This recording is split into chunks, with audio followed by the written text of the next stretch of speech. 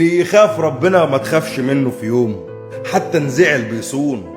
طز في جمال شكله وعيونه وفلوسه لو دينه مش مضمون. وانا هعمل ايه بشكله غير في البطاقة هناك؟ انا عاوزه حد جميل ولا قاسي ولا بيخون، يعرف يكون طبطبة ويعرف يكون صاحب. مش هقول عليه موسى واخرتها شوف فرعون.